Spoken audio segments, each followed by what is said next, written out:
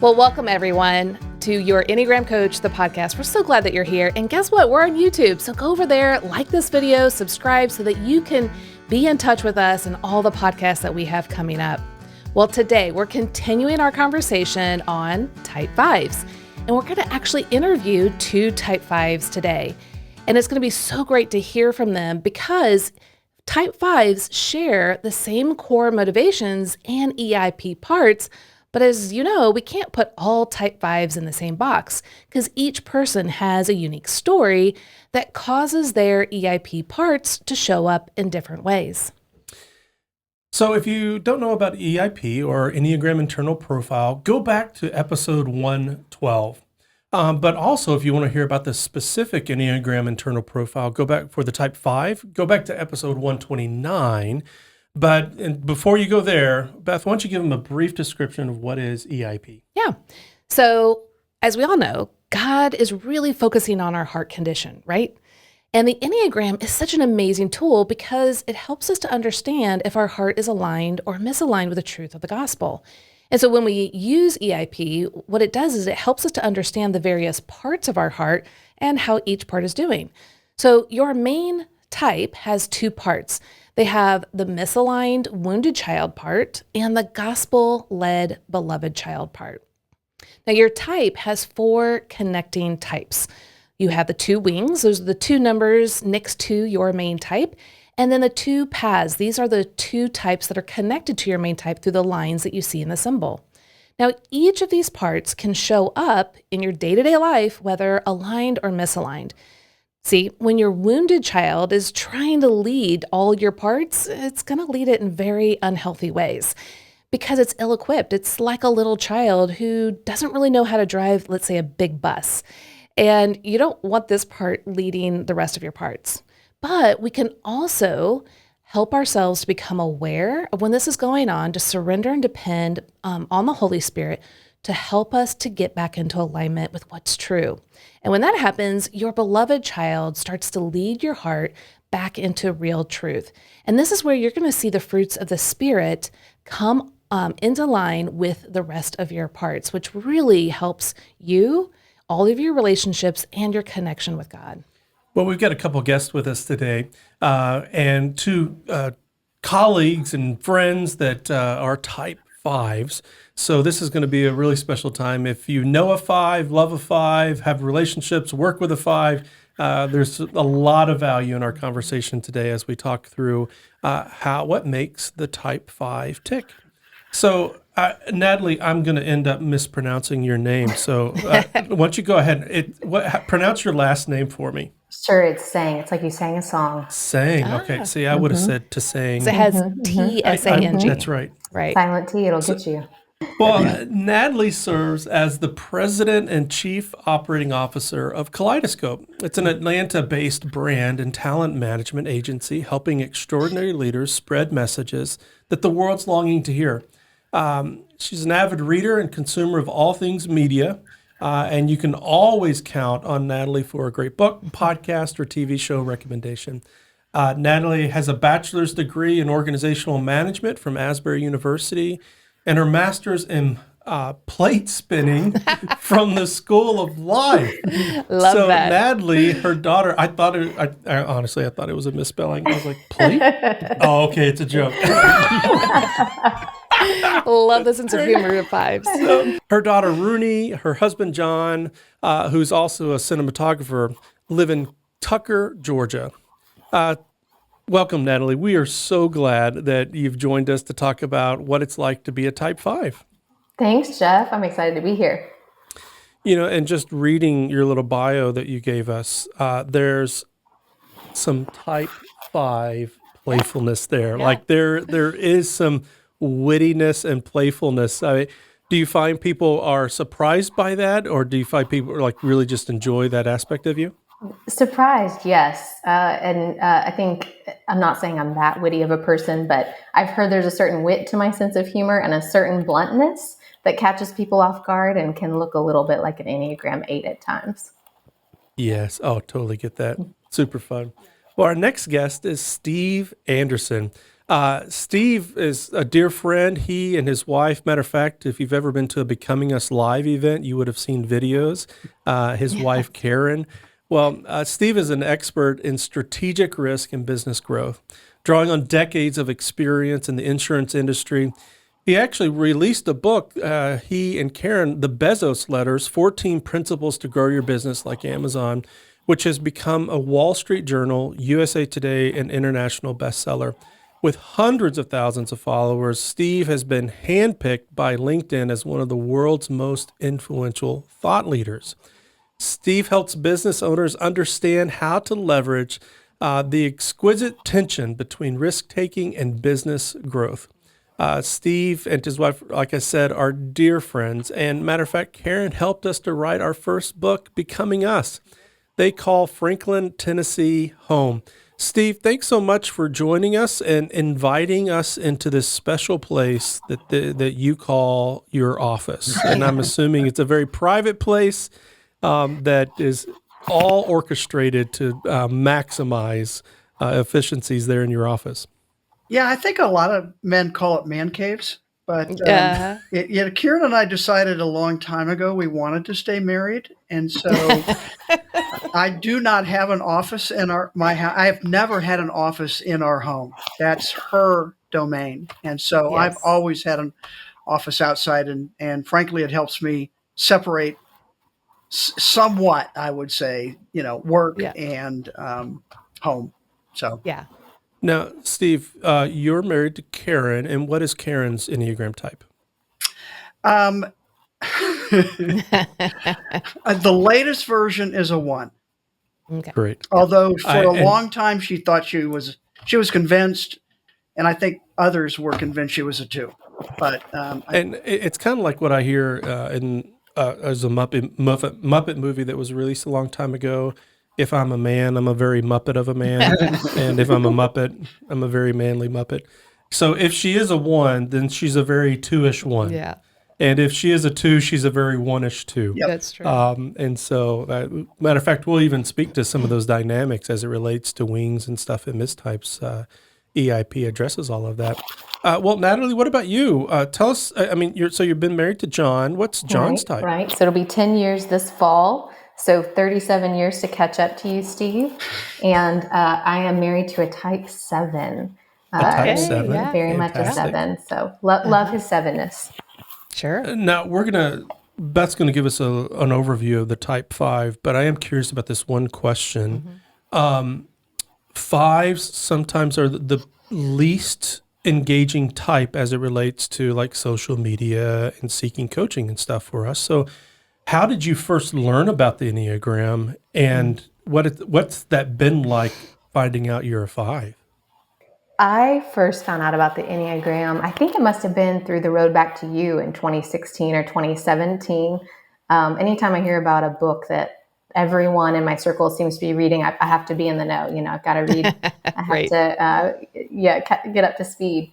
So certainly through that book, and finding out I was a 5 for me was a really positive, affirming thing, I think. And that's not to say that it was all good or that I loved everything that I read about myself as it pertained to being an Enneagram 5, but I felt seen. I felt seen in an important way, and it helped me.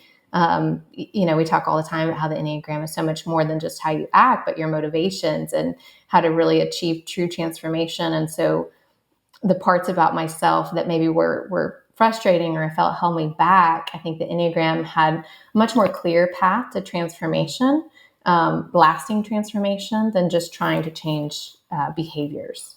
For me, it was a really positive thing. Now, what about you, Steve? How did you find out about the Enneagram? Well, I would have to say the Road Back to You also. And I'm trying to remember, and I sort of just always, once I understood the types, gravitated to a 5, just because it made sense in terms of how I think and how I react and interact. And then Karen went like really deep down the rabbit hole in terms of training and really going deep and understanding it. And, Yeah, so that's been really good for us. The phrase we use now is actually the phrase she uses is for becoming us. This is the book she wished we had 35 or 40 years ago. Well, Beth, why don't you go through just an overall summary of the Type 5 for our audience? Okay. Yeah, so Type 5s are perceptive and they're innovative observers. They're going to walk through life with this curiosity and craving to learn new things. Their minds are super inquisitive, and they can also be very practical and objective. And they use their discernment and their knowledge to make really wise decisions. Now, they feel that they lack inner resources and that there's a possibility that too much interaction with others could lead to catastrophic depletion of their energy and reserves inside. So you'll find them at times isolating themselves from others and kind of holding on to these resources and minimizing their needs. Because for them, they really fear that this interaction is going to deplete them so much. And I'll kind of talk about that here in just a second. But their focus of attention is detaching and observing to maintain boundaries and to ensure that they will not experience that catastrophic depletion. Now, 5s have so many strengths, and I was so glad to hear, Natalie, that you were talking about, man, I really felt seen and heard, and that's so wonderful, because I think a lot of times our human nature is to see kind of the negative points of our type, but I just love hearing how you really focused in on and honed in on and felt how you have so many strengths. So for 5s, they can comfortably like stand back from a situation and look at it objectively, and also not allow their emotions to get in the way of what judgment needs to happen. So where this would be really amazing is like in the ER. If you have an ER doctor, you want them to be able to separate their emotions in the time to see what's going on and to make the right decision, the right call in the moment. Now, 5s do an immense amount of research, and so that they can really understand what is going on, perceive it, and then move forward with that knowledge to make the right decisions. Now, they can spend an enormous amount of time by themselves, hours in their mind, contemplating, thinking, researching. In fact, I've kind of heard it that 5s don't even really experience boredom. To them, they always have something to think on and to ponder on and to observe and to take in. So I'd love to kind of hear from you guys later on if that's really true. So start thinking about that. Now, the core motivations of the 5, remember, the core motivations are the driving force behind why we all think, feel, and behave in our particular ways. So it's important to focus on the core motivations and the fact that they never do change. But we also have our EIP parts, and those parts are actually kind of serving the Type 5's core motivations. So here are the Type 5's 4 core motivations. Their core fear is being annihilated, invaded, or not existing at all. And they fear being incapable or thought of as ignorant. And they also fear having too many obligations placed on them that is going to deplete their energy. Now, their core desire is to be knowledgeable, capable, and competent. But they struggle with the core weakness of avarice. Now, avarice usually means like greedy with money, but that's not what it's meaning here. For the 5s, they feel like they lack inner resources and that too much interaction with others will lead to that catastrophic depletion. So you're going to find them withholding themselves from others, from contact with others, and they're going to kind of hold or hoard their resources by minimizing their needs. So when I talk about that aspect, a lot of people that aren't 5s are kind of like, I don't fully understand. So I describe it as having a cell phone. So at night, we plug in our cell phone, we wake up, it's 100% charged. And if you're an extrovert, you have a Mophie case on it. And later in the day, you go interact with people and you charge right up. It's like, yes, there we go. Introverts typically are charged at 100%, but 3/4 of the day, it's like, I'm done, I'm out. Well, for a 5, they wake up every day with about 20 to 25% interactive battery life. And so for them, they feel that if it gets down to 0, that phone will never turn on again. So if that was true for you and you have this phone, you're not going to just, start using it in the morning and just use it all day and then just let it die, right? You're going to be very resourceful in how you use it. You're going to ration out that energy. And so if someone comes into your life and kind of intrudes and takes your phone and starts playing Netflix, you're like, whoa, that's not possible. We can't do that. You go use your own phone.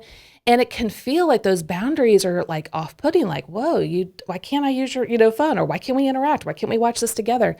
But if you understand it from their viewpoint, that if it gets to 0 and shuts off, that it will never turn on again, you can completely have understanding and empathy and compassion for the type 5. And so we'll get into that as we kind of dive into the type 5 and how they really kind of hold on to their resources and minimize their needs, because asking for help really is asking people to possibly over-intrude, which will deplete their energy. But the core longing, the last motivation for the type 5s, is they long to hear that your needs are not a problem.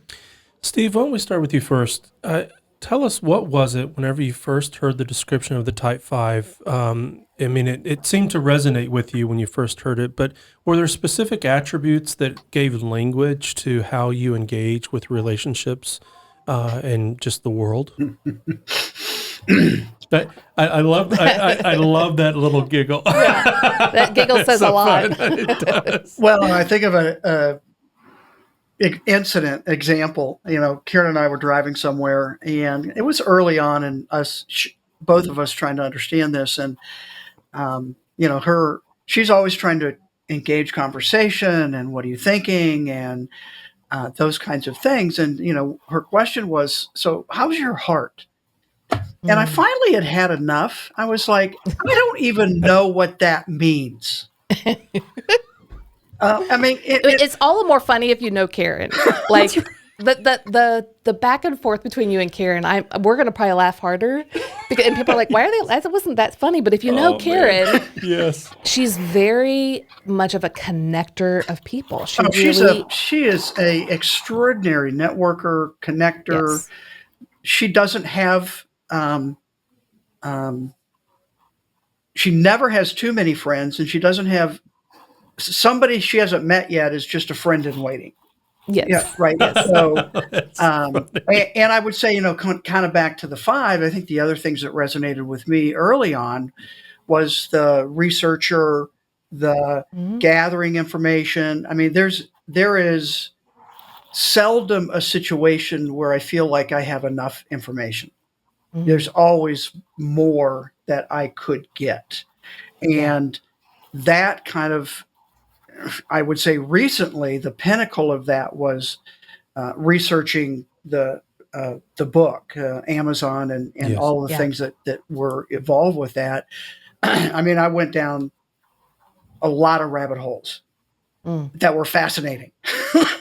Sure. That have no relevance to the book. You probably have 10 other books you could write, right? Well, and with that, what about this, and who said that, and it was, again, in actually writing the book. So the book is a examination of the shareholder letters that Jeff Bezos wrote, starting in 1997.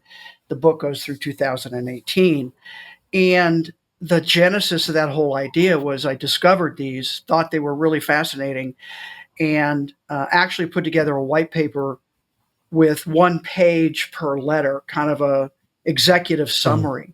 So it was chronological. It was, the information and the dates and everything was accurate, and it was just right. And at one point Karen and I were working on the manuscript. That's not true. I wrote what I thought was the first draft of the manuscript. And right. I love the way you phrased that. She's brilliant, but she basically said, honey, we need to talk. And I don't know if it's just guys, but that's never a good phrase, right? From your wife. And so she said, I hate to tell you, but nobody cares what year he said what. And I was like, what? What do you mean? Of course it makes a difference. So anyway, so we completely changed the whole really structure of the book around principles, not around dates and things. But that was my absolute initial thought process. Was it's chronological, their dates orders, things have to happen in this particular way. So, yeah. And Natalie, and she'll love to be able to have this on a recording. She was right. There we go. Good man. Yeah, We all heard it. Yeah, we'll make sure that stays private. Well, Natalie, what about you? What was it you felt seen? What was it that you felt particularly seen? It sounds like maybe you had been carrying a lot internally in your own experience, and then all of a sudden it's like, oh no, someone actually understands me. Yeah. Sure. Yeah. On a surface level, there was things like a bookworm that jumped out at me on the description, right? Like I'm a voracious reader. But then on a deeper level, it was the desire to understand and why I want to understand. The world really can feel like too much for me at times. And I feel like I grasp some of my power back when I seek to understand. And Steve, you said the word rabbit trails. I mean, the Wikipedia rabbit trails that I've gone down are vast. But it's funny. It's like this simultaneously feeling like I'm too much in the sense of my needs being so great, and then I'm also not enough. The voice of scarcity is something that I'm really familiar with in my life, unfortunately, that constant feeling of there not being enough. And I know when I'm feeling more aligned with the gospel and with how God made me to be, that voice isn't so loud, but it's there.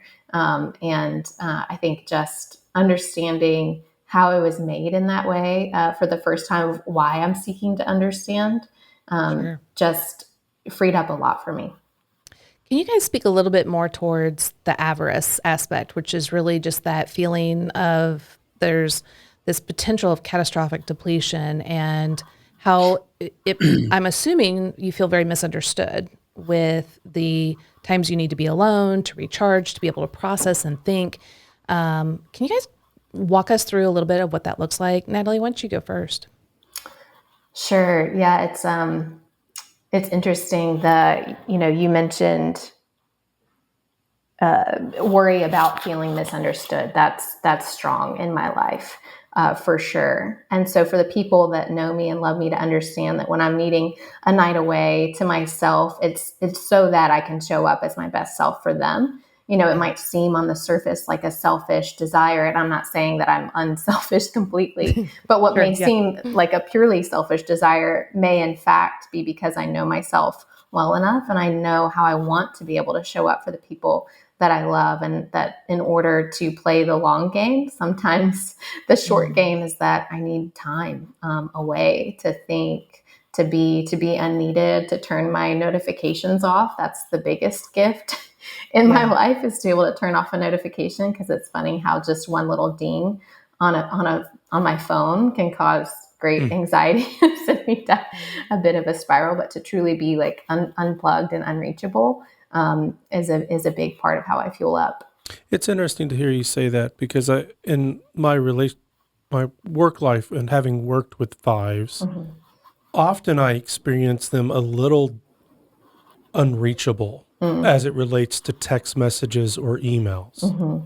But it's interesting to see it from the other side, that they may actually be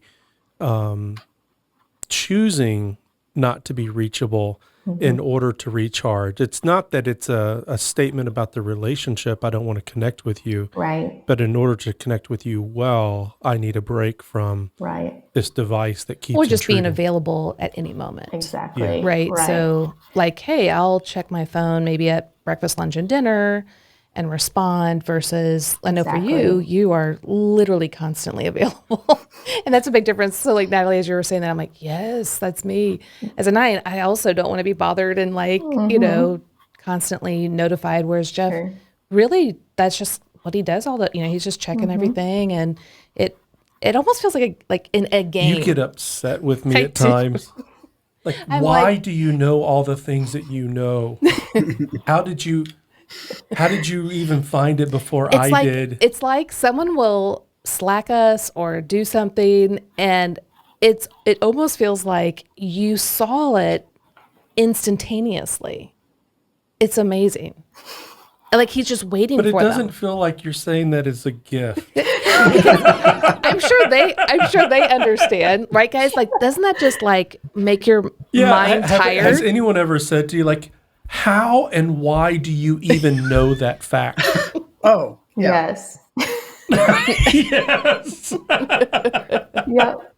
Right. But then people will say, how do you work outside in a patio chair all day, every day, which is what I do. Sure. And I'm like, what do you mean? Like, that's the greatest thing ever. Like, we had an Enneagram teacher over at our home recently who was a 3, and to just see how they engage with this sense of calling and using the Enneagram to teach and train people. Yeah. I was like, yeah, that's Beth's office. They're in a patio chair looking at the landscape. It's all about comfort, people. Isn't that why you bought the house? It is that's why I right, bought the that's house. right. Yes. Well, Steve, what about you as you think about avarice and consuming knowledge as a response to am I enough to engage with the world?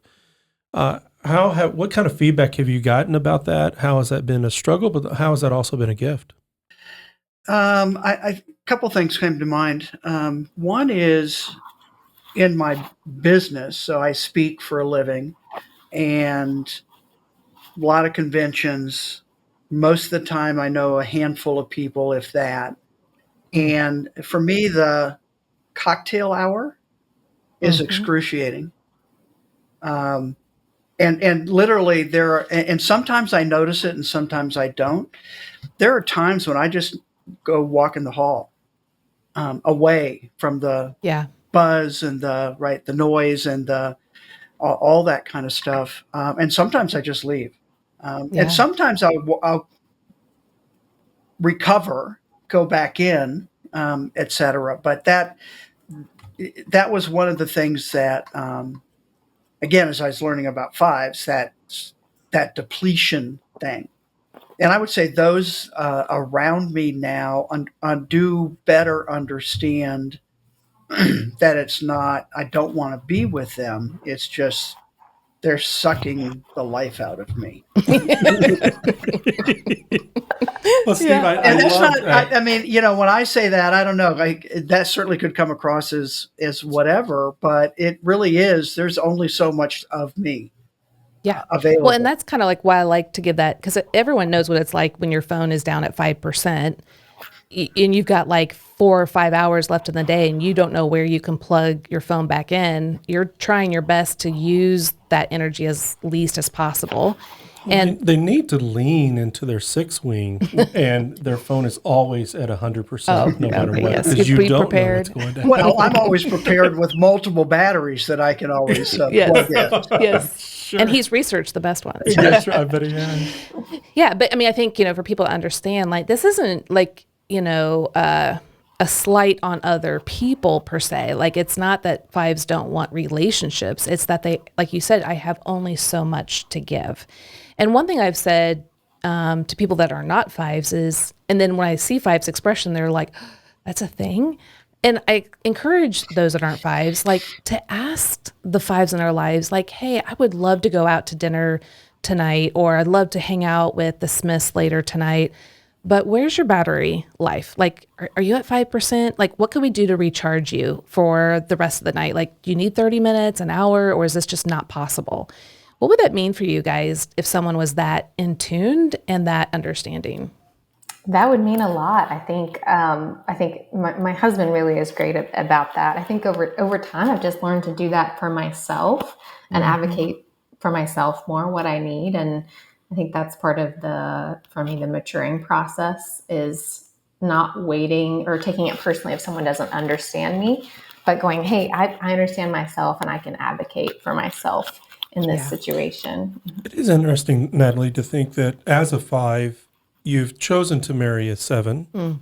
So there's a certain sense that maybe like you hope for him to draw you out.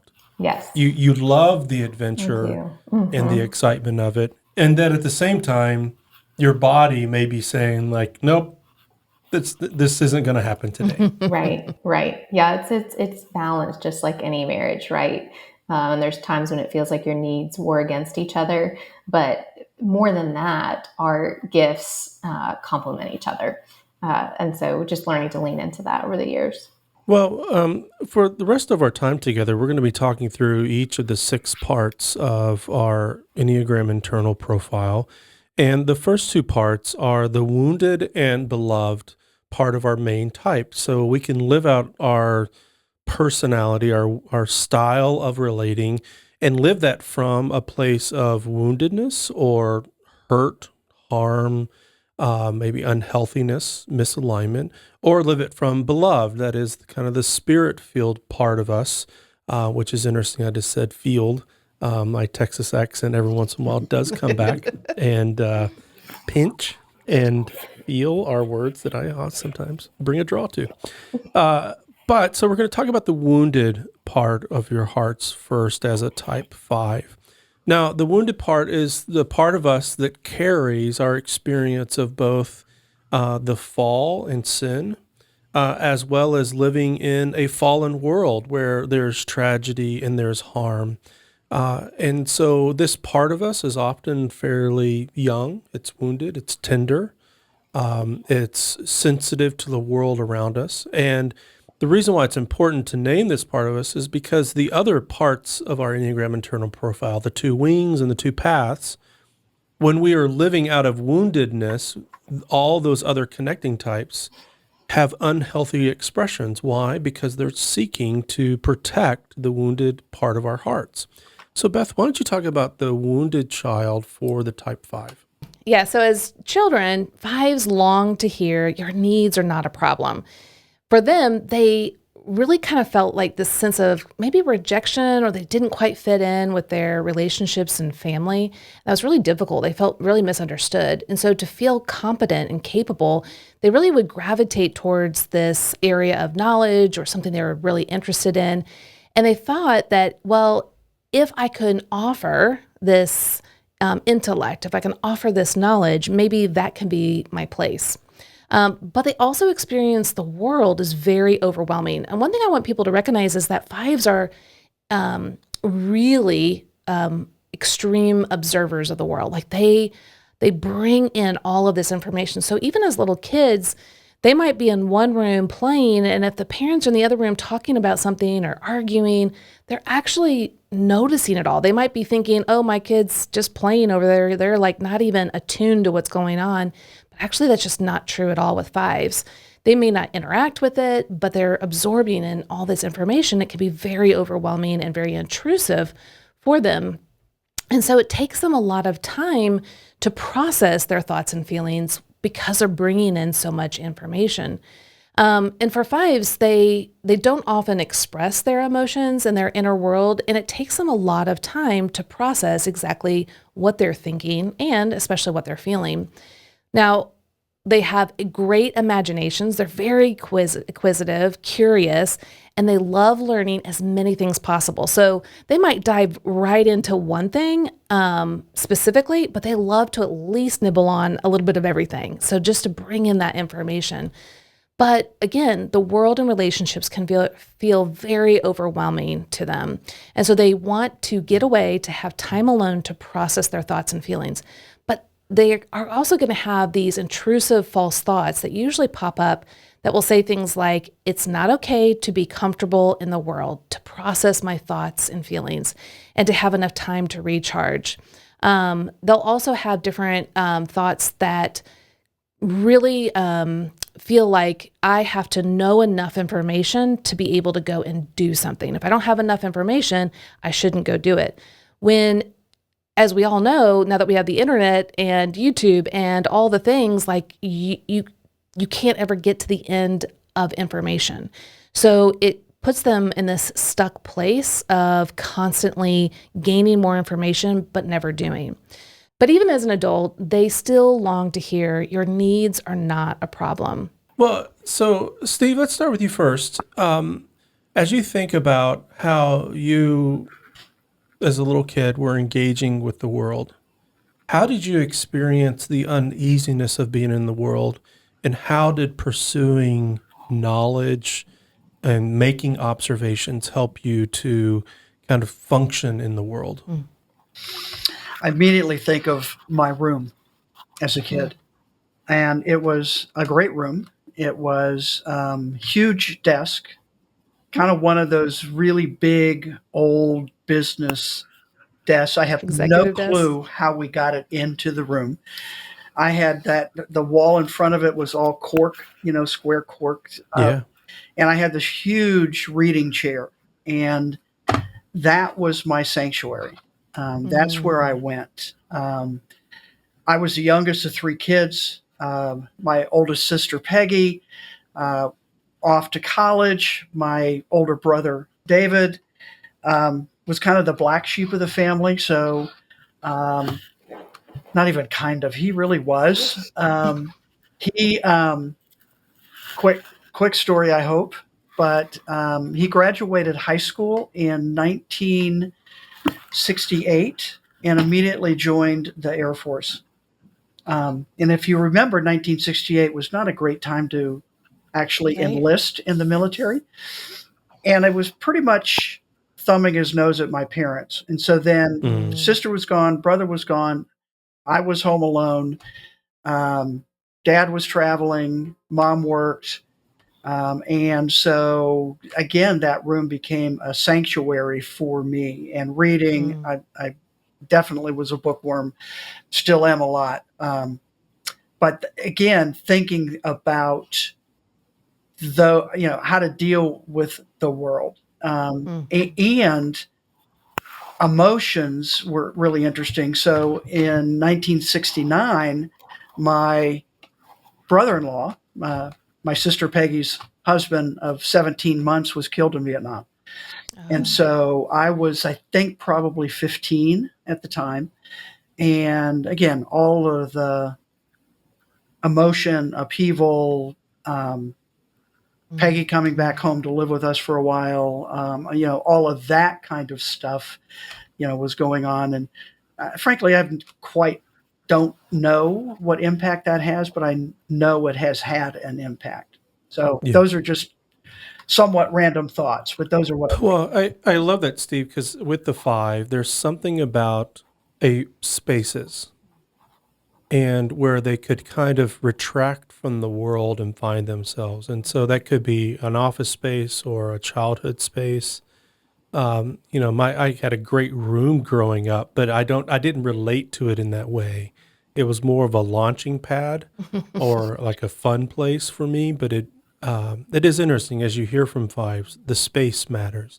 Natalie, what about you? How did you, you alluded to it a little bit earlier that the Enneagram gave you the freedom to name some things in your life, but that meant that there were some things that you were carrying that were very scary about your life and that made you want to retract and try to observe and figure out, how do I engage with the world? What did that look like for you as a little girl? Sure. And I just have to share too, I was smiling at the beginning of Steve's story because there was one Christmas as a child where all I wanted was a desk. That was my one thing on my list for Santa. And I got this great antique roll top desk from my parents that year for my room. And it was the best. But my Enneagram 5-ness really merges with my identity as a middle child in my family, I feel like. And so I've got 2 sisters, one on either side of me.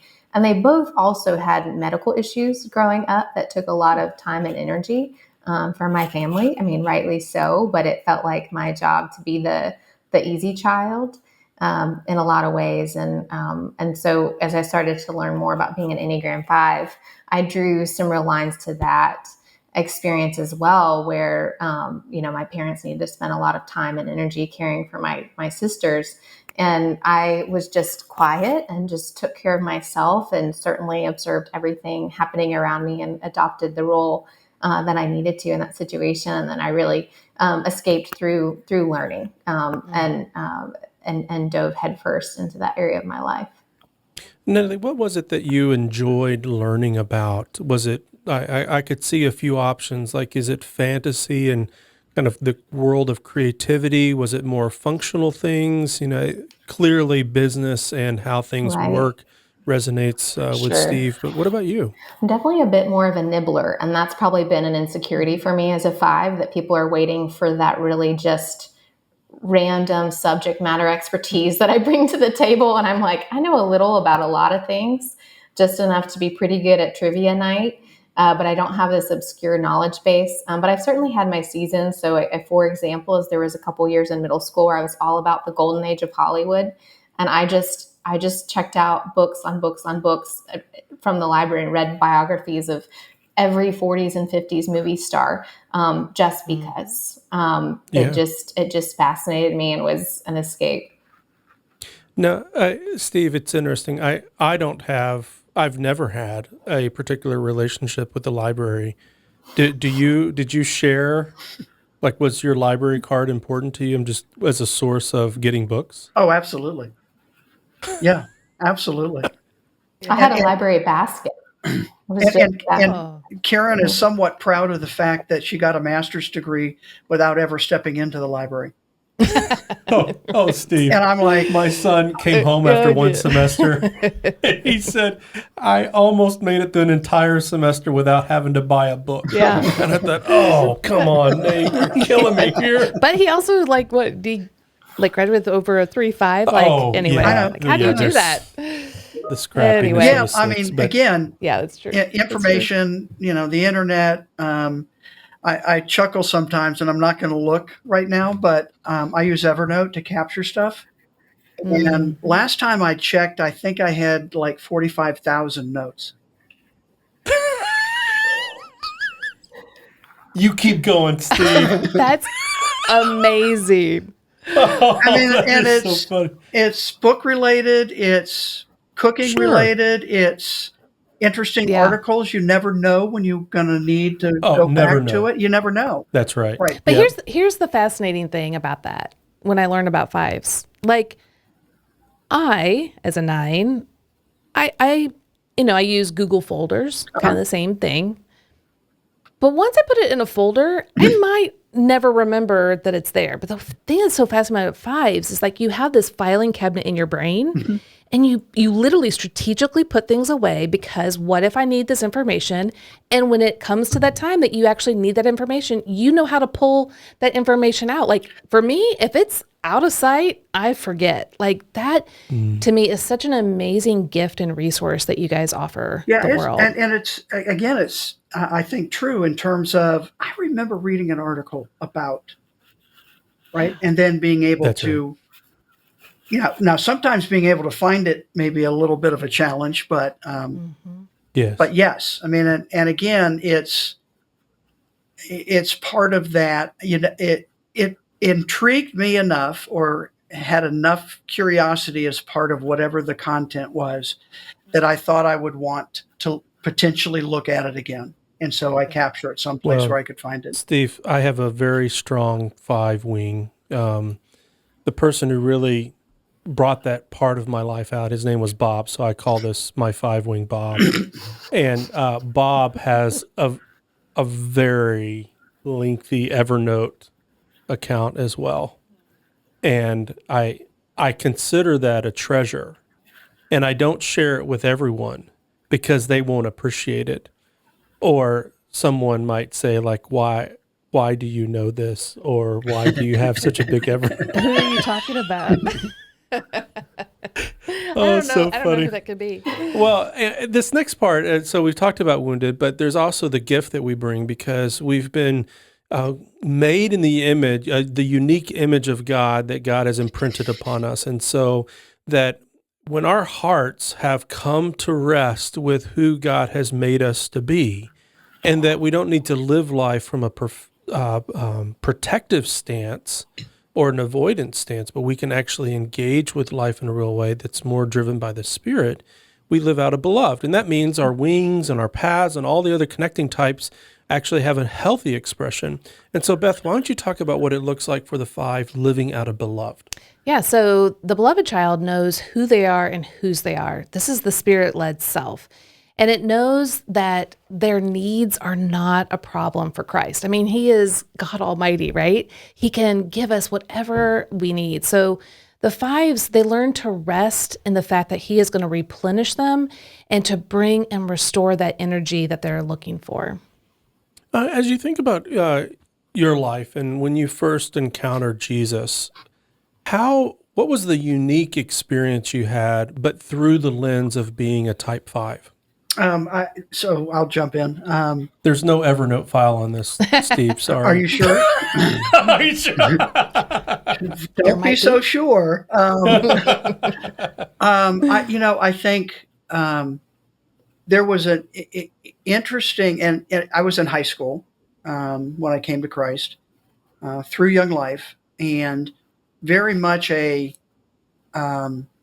would say more emphasis on emotion with a somewhat emphasis on theology, right?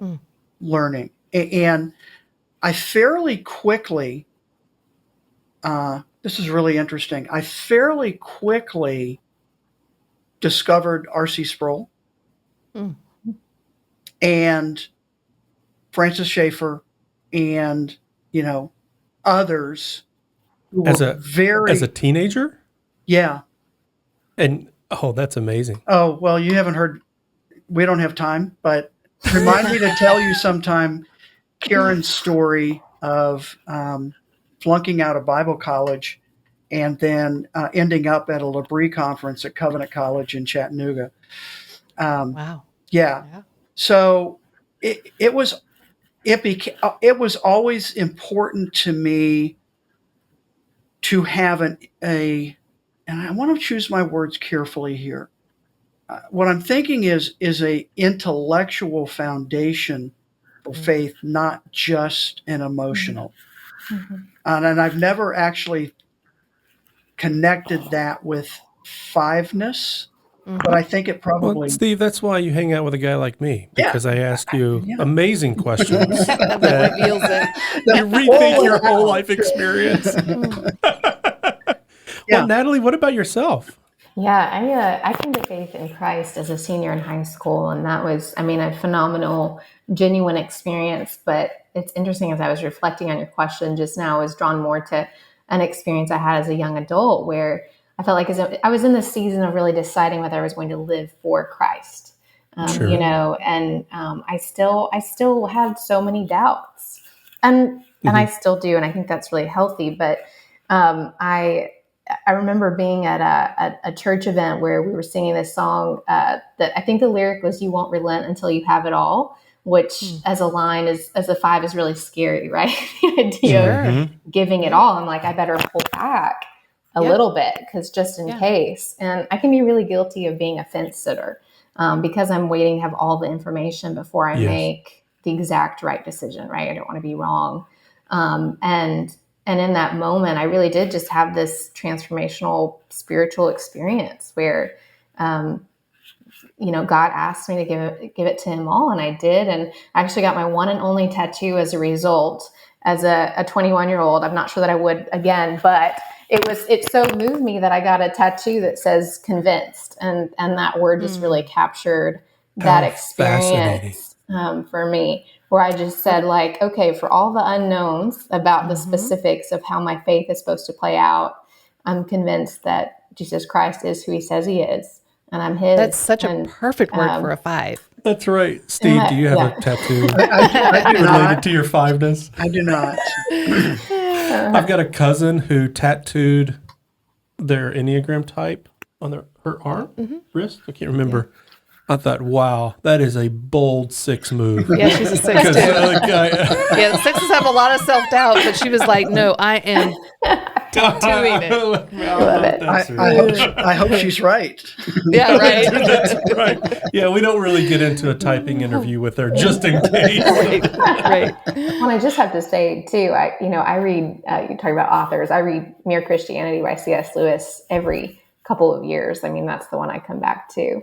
Again and again, because I agree with Steve, the intellectual foundation for my faith is important to me. That's right.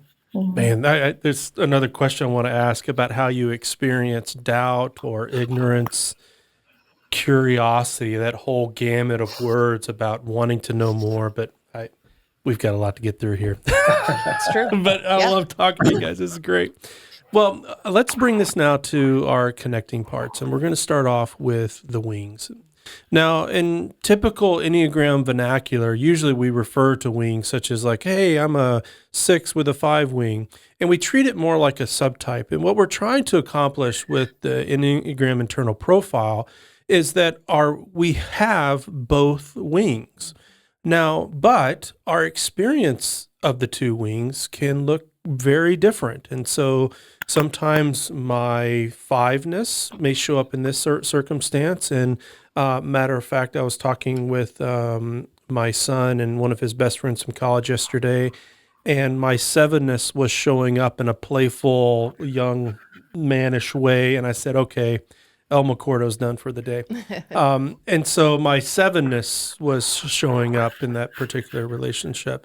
And so what we want to look at for the type 5 is, let's look at the type 4 wing specifically.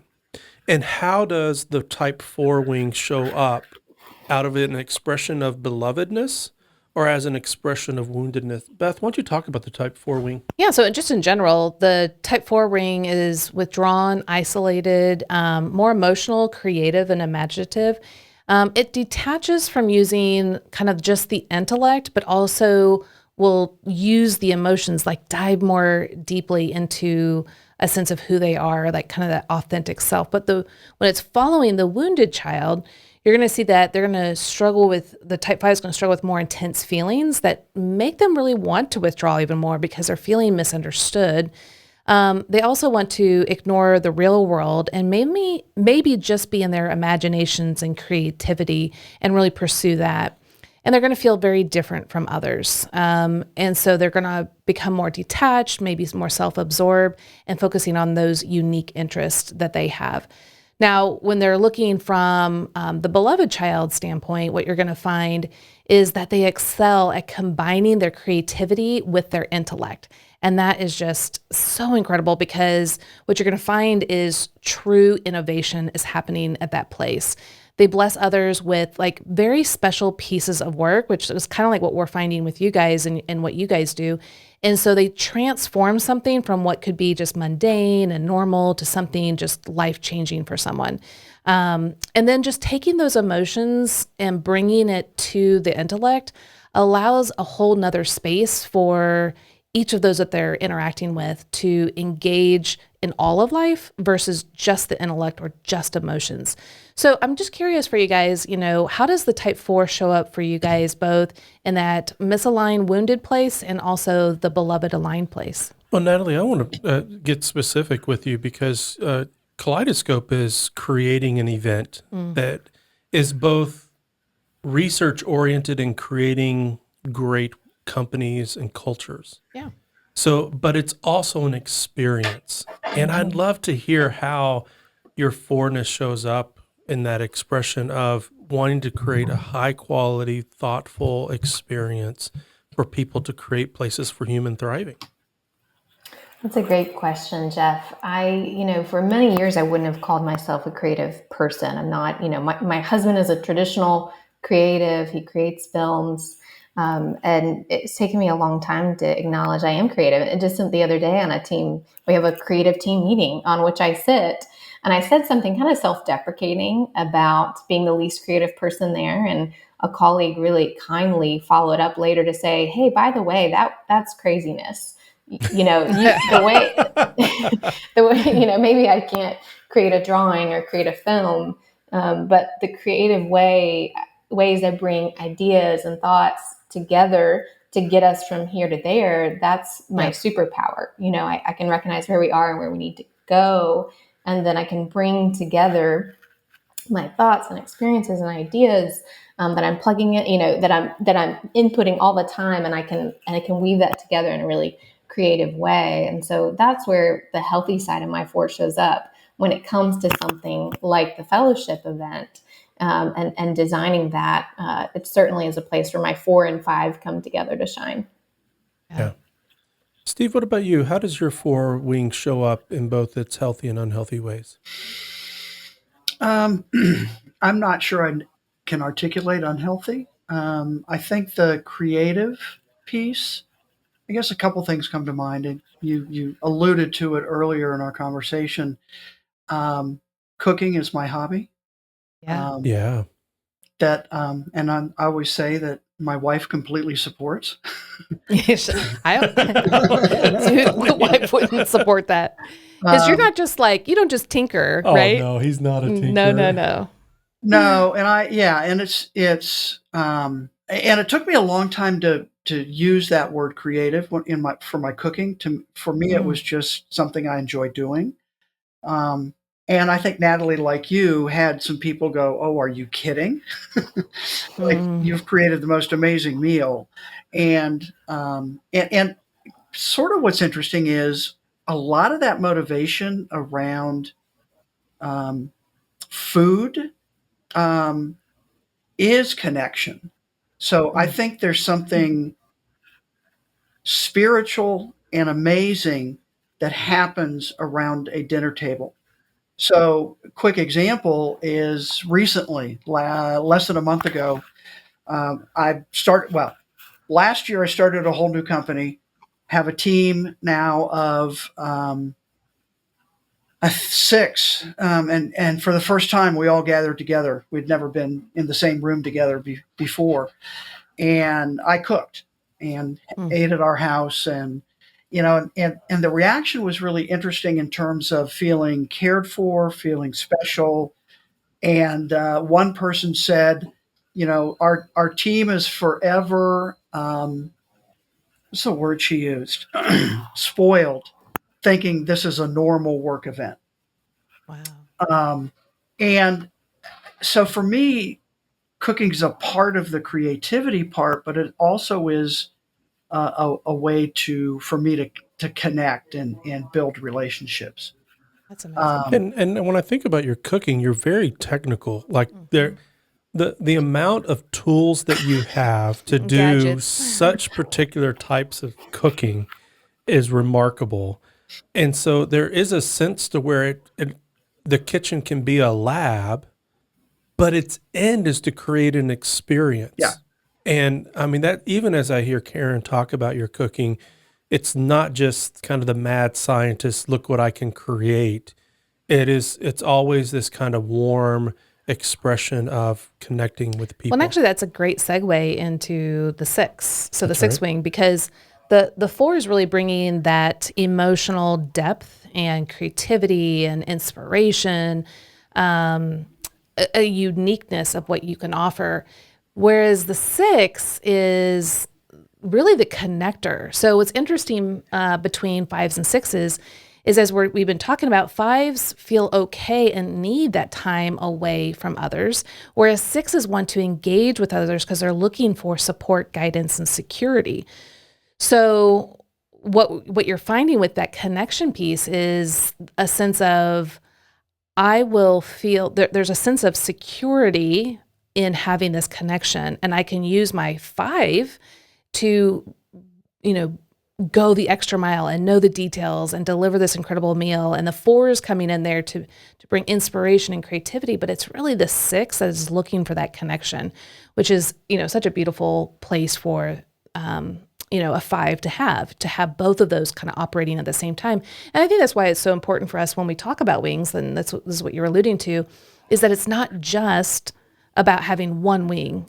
We use both of the wings, and we can use them even at the same time. It's not like one's way off there and you forget the other. So even just that example, Steve, is really helpful. I hope for 5s to recognize how their 4 and their 6 can support the type 5 just on a day-to-day basis. Steve, why don't you tell us, how does your 6ness show up? So it clearly shows up in wanting to connect with people, but can you think of other ways where 6? Well, and I would say this is an area that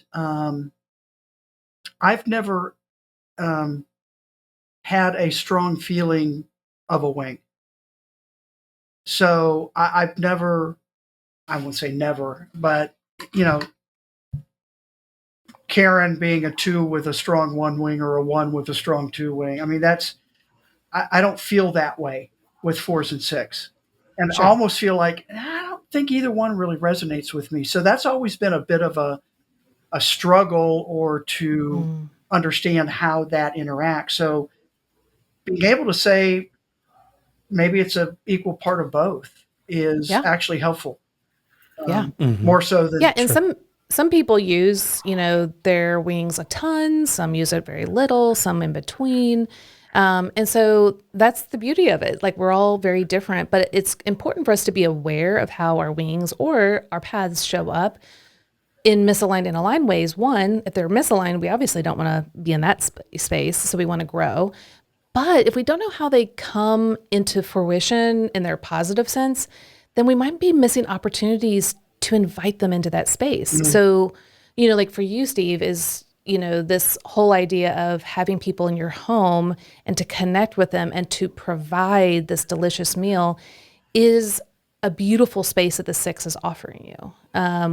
And it's also giving you a lot of courage. So 6s, are some of the most courageous on the Enneagram. And the 5, as you guys know, it's like, well, can I actually do this? Do I have enough information to cook this meal? Am I really ready?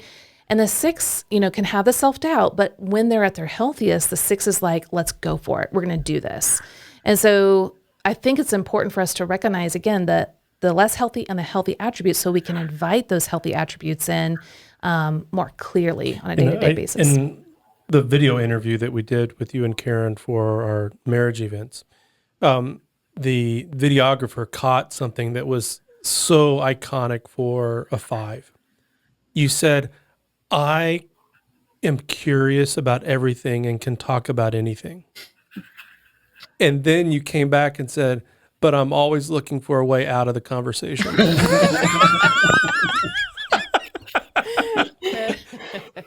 But you can see that, like, that is 5 and 6 energy interplaying. Mm-hmm. I want to connect with you. I'm curious about life from your lens. And yet at the same time, there's another part of me that you're on your own. I'm going to go walk down the hallway. Well, yeah. Okay, I've had enough. Thank you. That's if it's not words out loud, it's maybe certainly in my head, right? Yeah, that's right. Natalie, what about yourself? Do you see your 6 wing showing up? I do. I think I can look like a 6 at times, certainly. If anything, if ever I've had a typing question in my mind, it's about 5 versus 6, but very much more so settle with the motivations of the 5. But I highly value relationships. I can't have as many deep relationships, I think, as certain types. I know who my people are and I go deep with them. But my husband, the type 7, will say that he shines at a house party, whereas that's the last place I want to be. And then he says, I shine at a dinner party because I'm so curious about people. And I can be a pretty great question asker and listener. And I just desire to actually know and to understand. I think people sense that. And so, that's one way that the 6 wing plays out for me. And then just the intentionality, I'm maybe not the best friend at just a spontaneous call me out of the blue for an hour conversation. That's going to throw me. I'm going to go, wait, why are we talking? I haven't prepared for this. Yeah. But I will text a friend to say, hey, can we have a phone date next week? And I'm going to put it on my calendar and I'm going to be prepared and I'm going to remember what we talked about last time. And I'm going to ask her follow-up questions. And I just know over time, because I feel like my resources for connection and giving to others are limited, I have to plan them out. But I do that because I do genuinely care about people. Yeah. Oh, that's great. Well, let's dive into the last 2 parts, which are the Enneagram paths. And these are the 2 lines that you're connected to. So for the 5, you're connected to 7 and 8. And again, we use both of them in aligned and misaligned ways. Just depends on how we're doing in that given moment. Is our wounded child leading or is the beloved child? So for the type 7, they're excitable, optimistic. But when the wounded child is leading, it actually, for the 5, can get them to a place where their mind is racing.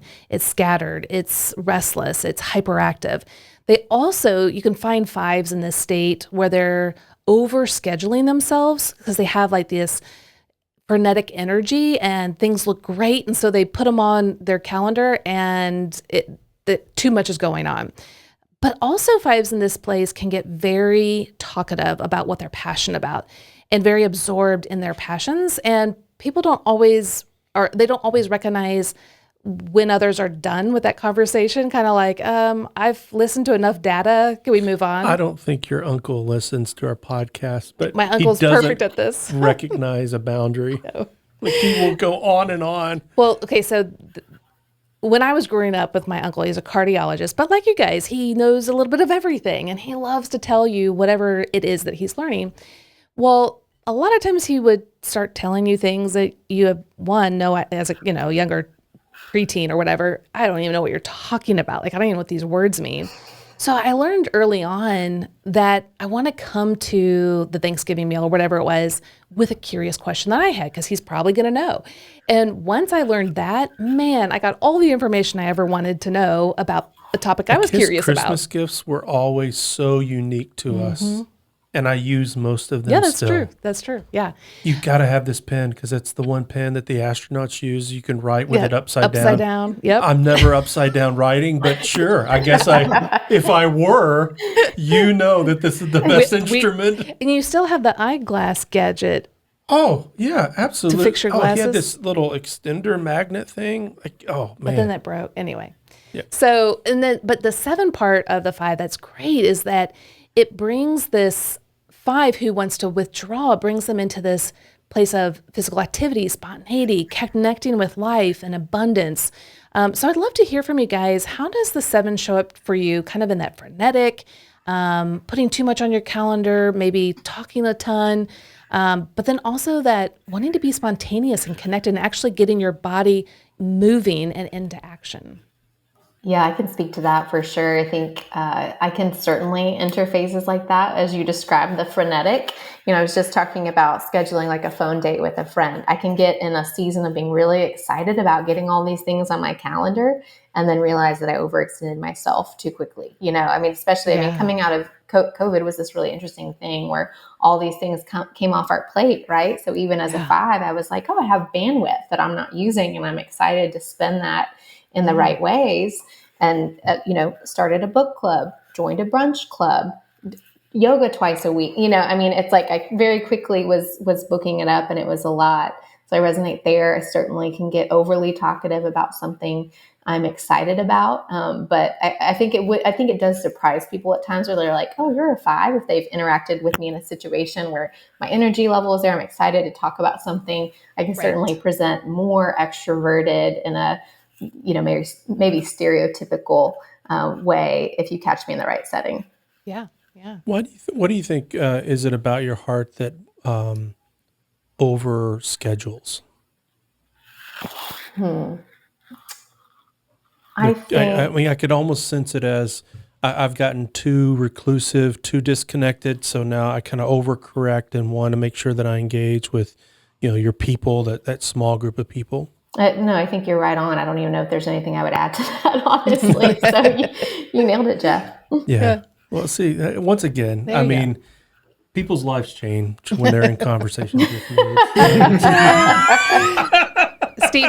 Steve, what about you? How does the 7 show up? The comment about, talking more, giving more information. I've learned when somebody, I think I've learned, at least sometimes I've learned, when somebody asks me a question, I will attempt to ask, how much do you want to know? That's a great question. Because, and again, do you want the blog post or do you want the Evernote file? Right. and how many points do you want? Yeah. Oh, sure. Yeah. Because I can, go on and on topics that are of interest to me, certainly, and that I think should be of interest to others.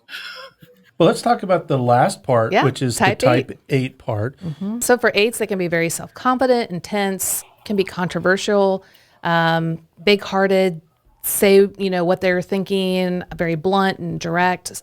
And then when they're misaligned, they can assert their boundaries more forcefully and confront others that are really displeasing them. And they can actually start to bring in this intellectual strength and arrogance when they're wounded, so when they're not doing well.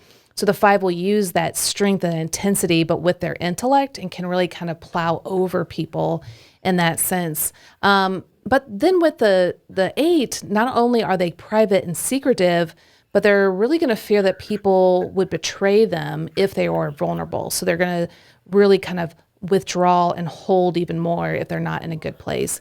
But when they're using the 8 in a really healthy way, They become self-confident, assertive, decisive. They trust their instincts. They know, you know what, there's a lot more information out there that I could gain, but I have enough right now to get something done, and I'm going to move forward.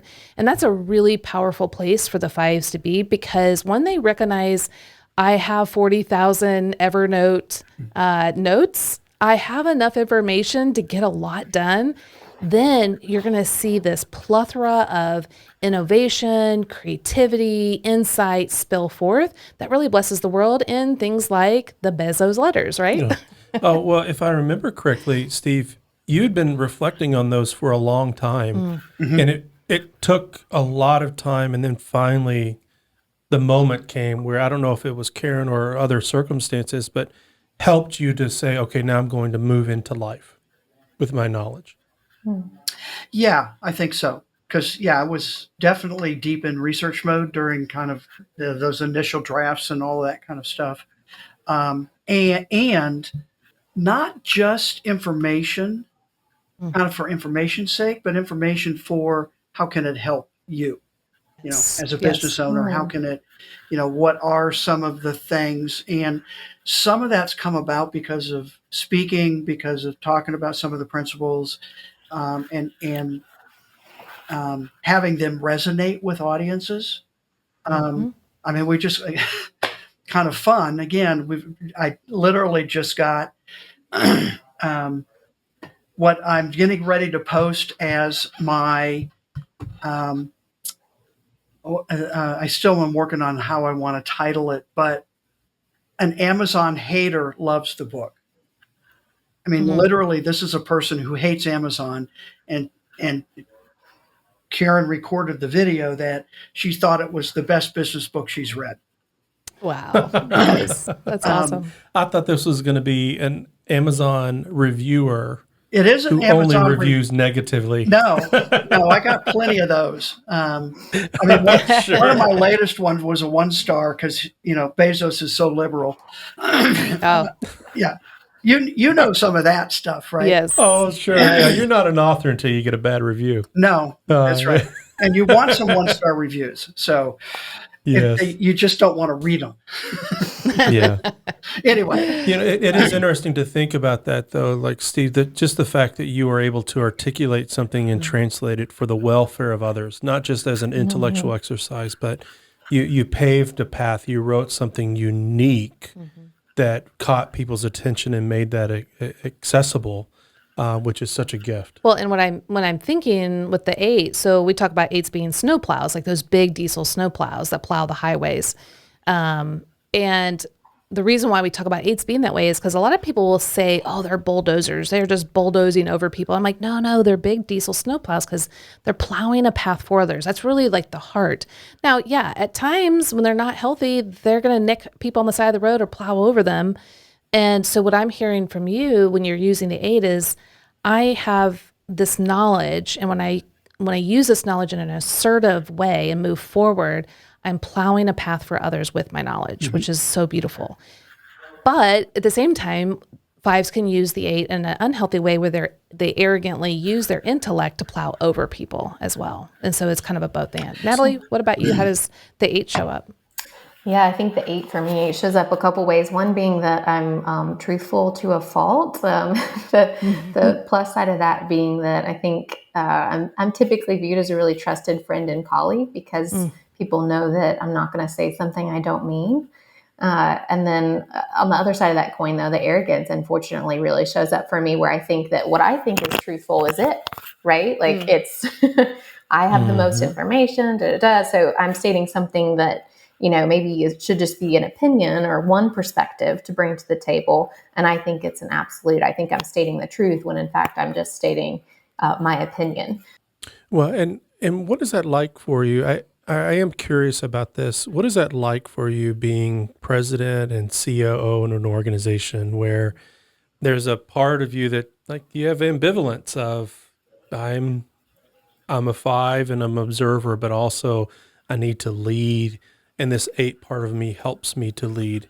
What does it look like for you just on a day-to-day basis and how you shepherd your own heart?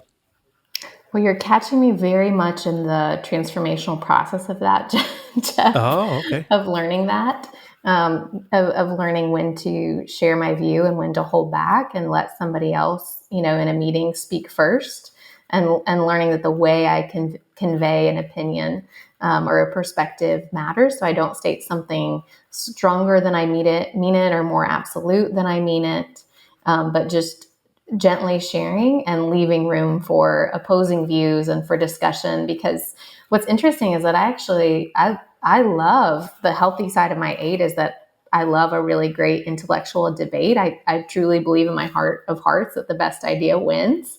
And so I'm learning as a leader how to facilitate conversations that let those best ideas come to the surface and create safe spaces to have those difficult conversations. Wow. What a vision for a Type 5 in leadership. That is awesome, Natalie.